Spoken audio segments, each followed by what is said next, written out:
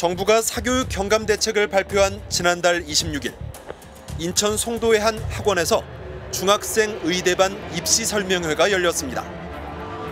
강사는 의대 가고 싶으면 학교 수행평가를 버리라고 말합니다.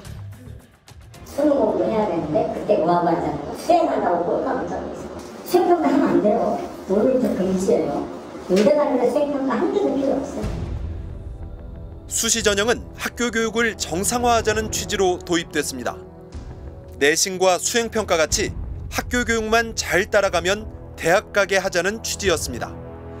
실제로 올해 대학 정원의 78%는 수능이 아니라 수시 전형으로 뽑았습니다. 하지만 상위권 대학들은 다릅니다.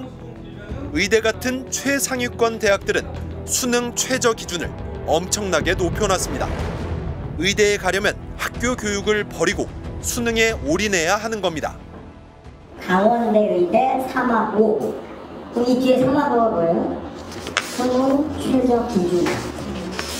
개명대는 3학3입니다. 그러니까 잘 본 거 3개 합해서 3등급이니까 셋 다 1등급이에요. 그러니까 여러분은 의대에서 보내고 싶은 생각이 이만큼이라도 있으면 애 앞에서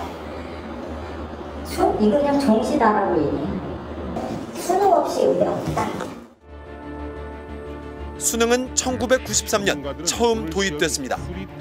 암기력 위주였던 학력고사에서 벗어나 생각하는 힘을 평가하자는 취지였습니다. 개념과 원리들을 단순히 암기하고 있는 학생보다는 그것들을 활용하여 주어진 상황에서 문제 해결에 도달하도록 하는 능력을 지닌 학생들이 더 높은 점수를 얻게 될 것이 예상됩니다. 하지만 시간이 지나면서 수능은 변질되기 시작했습니다.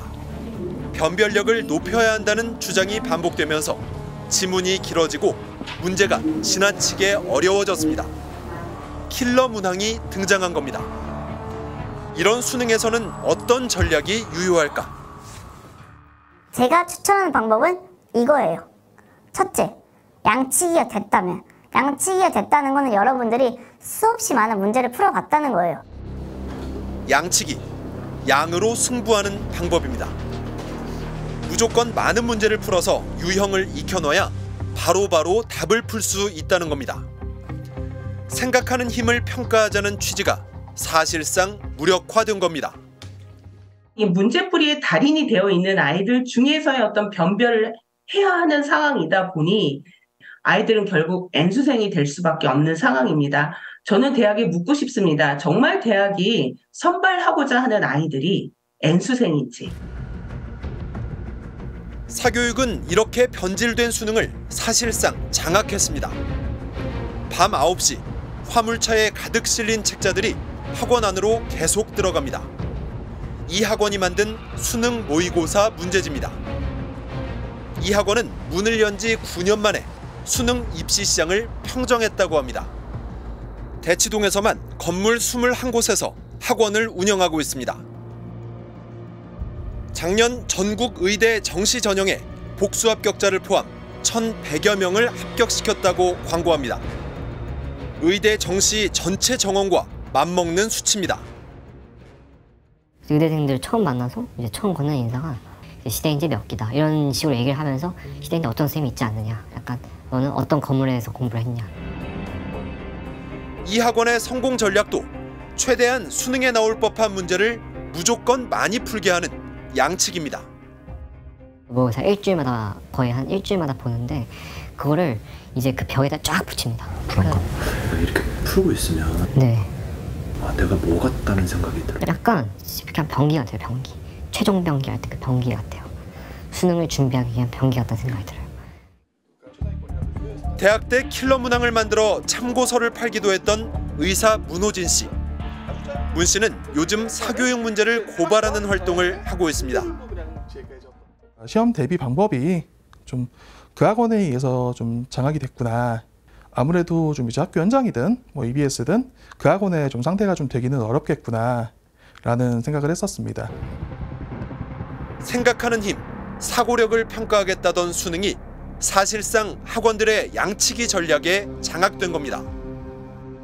지금 문항 수와 또 시험 시간을 고려했을 때 사고 자체를 하면 시간 내에 문항을 못 푼다라는 얘기를 하거든요.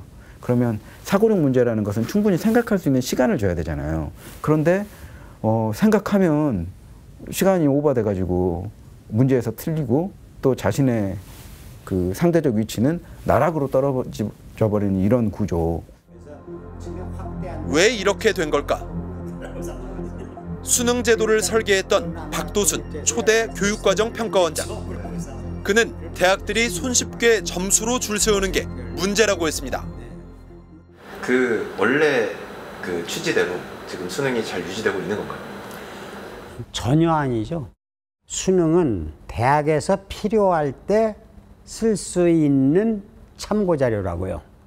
그런데 지금은 필요할 때 하는 게 아니라 주요 대학들은 이것만 가지고 거의 뽑다시피 하는 역할을 하니까 문제가 생기는 거예요. 수학 능력 시험. 말 그대로 처음에는 대학 공부를 할 수 있는지 최소한의 자격만 보자는 취지였습니다. 하지만 지금은 모든 걸 수능이 결정합니다.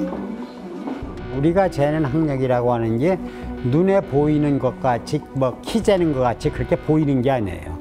정신과정을 재는 건데 그 정신과정이 무엇인지에 대해서도 완전히 합의가 이루어지지가 않았어요.